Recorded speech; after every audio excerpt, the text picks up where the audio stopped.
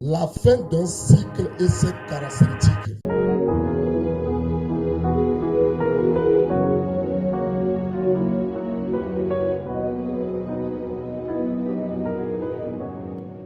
Bien-aimés dans le Seigneur, la fin d'une année, c'est la fin d'un cycle. La parole de Dieu dit dans Genèse chapitre 8, tant que la terre subsistera, le temps de semaille, le temps de moisson, la chaleur, le froid, l'été, l'hiver ne cesseront pas. Donc, lorsque nous sommes en fin d'année comme ceci, c'est la fin d'un cycle. Même si nous avons une année spirituelle qui correspond à la célébration de la Pâque, celle-ci aussi n'est pas négligée.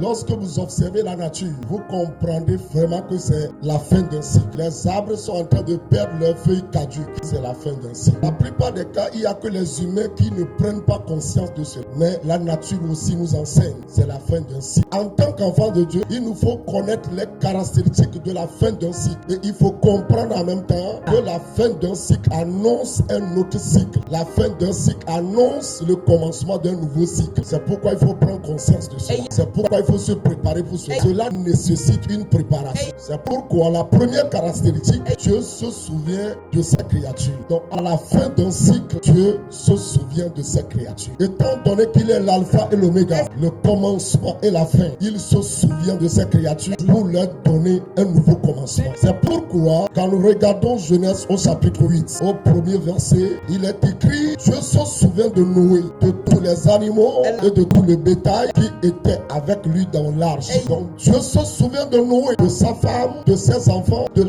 femmes de ses enfants et même des animaux qui étaient avec eux dans l'arche. Dieu s'est souvenu de tout cela. Et nous savons que en ce moment où Dieu se souvenait de Noé, c'était la fin du déluge. Et les créatures qui existaient ont subi le jugement de Dieu. Les humains comme des animaux ont subi le jugement de Dieu. Et à la fin de ce déluge, Dieu se souvient de celui qui a obtenu sa grâce. Nous savons que Noé a obtenu la grâce de Dieu. Dieu s'est souvenu de lui. Donc, la fin d'un cycle, c'est le moment du souvenir de Dieu à l'égard de ses créatures pour leur donner un nouveau commencement. C'est pourquoi à la fin de cette année, Dieu se souviendra encore de ses enfants. Il se souviendra de ses fils que nous sommes pour nous donner un nouveau commencement. La deuxième caractéristique, la fin d'un cycle est un moment d'action de grâce. C'est un moment de reconnaissance, d'abord à l'égard de Dieu, puis à l'égard des humains aussi. À la fin d'un cycle, il faut être reconnaissant à l'égard de celui qui t'a manifesté sa grâce. C'est du commencement du cycle jusqu'à la fin du cycle. Dieu t'a donné la vie, t'a donné la provision, il t'a donné la sécurité, il a pris soin de toi. À la fin du cycle, il faut lui rendre grâce parce que ce n'est pas par ta force, ce n'est pas par ta puissance. C'est un péri au cours de l'année, c'est un péri par des tempêtes. Mais si toi tu as la manifestation de la vie, c'est la grâce de Dieu. Il faut être reconnaissant à l'état de Dieu à cause de cette grâce. Quand nous regardons toujours Genèse chapitre 8 et les versets 20 et 21, il est écrit: Noé bâtit un autel à l'Éternel. Il prit de toutes les bêtes pures et de tous les animaux purs, tous les oiseaux purs. Il offrit des holocaustes sous l'autel. L'Éternel sentit une odeur agréable et l'Éternel dit en son cœur: Je ne maudirai plus la terre à cause de l'homme, parce que les pensées de son cœur sont mauvaises dès sa jeunesse. Je ne frapperai plus tout ce qui est vivant comme je l'ai fait. À la fin d'un cycle, il faut être reconnaissant à l'égard de Dieu pour lui dire merci. Et il y a plusieurs manières de dire merci à Dieu. Il y a plusieurs manières de rendre grâce à Dieu. C'est ce que Noé a fait. Il n'a pas péri dans le déluge. Sa famille n'a pas péri dans le déluge. Dieu leur a manifesté sa grâce. Dieu leur a manifesté sa sécurité, son affection. Et quand Noé et sa famille sont sortis de l'arche, la première des choses qu'il a accompli, il a rendu grâce à Dieu. C'est ce que cela signifie lorsqu'il a bâti un autel. On appelle ça offrande d'action de grâce. La troisième caractéristique, le nettoyage ou la préparation pour un nouveau commencement. C'est pourquoi tout à l'heure je vous parlais des arbres qui perdent leurs feuilles caduques.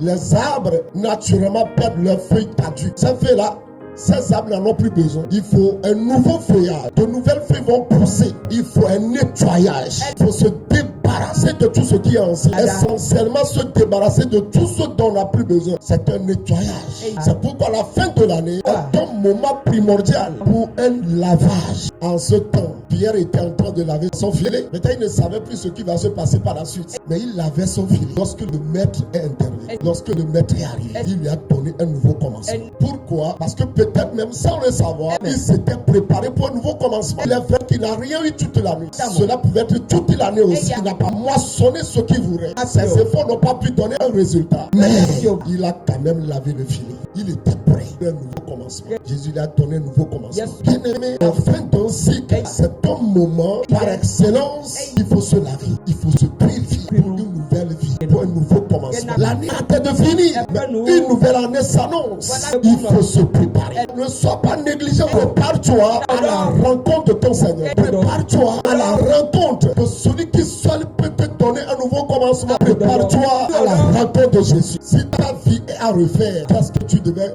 enlever de ta vie? C'est le moment d'enlever ça. Peut-être que là où tu es, tu as des regrets concernant ta vie parce que tu n'as pas bien marché, parce que tu n'étais pas bien entêté, tu n'as pas suivi la voie du Seigneur, tu n'as pas obéi à ses ordres, à ses commandements, à ses statuts. Peut-être tu n'as rien fait de tout cela. Tu n'as pas mené une vie de sanctification. Et peut-être tu es dans le regret, tu es dans les lamentations, tu es dans les plaintes. Mais si ta vie est à refaire, qu'est-ce qu'il faut enlever? C'est le moment d'enlever ça. C'est le moment de faire sortir ça. C'est le moment. Tout ce qui ne t'a pas servi, mais qui t'a bloqué pendant longtemps. Tout ce qui ne t'a pas servi, mais qui t'a souillé, qui t'a empêché de voir la gloire du Seigneur. Tout ce qui longtemps t'a conduit dans les bourgs du péché, de désobéissance. C'est le moment de sortir cela de ta vie. Parce qu'en réalité, tu n'en as pas besoin. Cela n'a fait que te bloquer, te souiller, t'empêcher de voir la gloire. Mais maintenant que c'est la fin d'un cycle, ça peut être aussi la fin de ton malheur, de ta maladie, la fin de ta stérilité, la fin de la malédiction, des afflictions, la fin de tout ce qui est oppression. Ça peut être la fin des blocages. C'est pourquoi prépare-toi, purifie-toi, enlève de ta vie ce qui ne t'a pas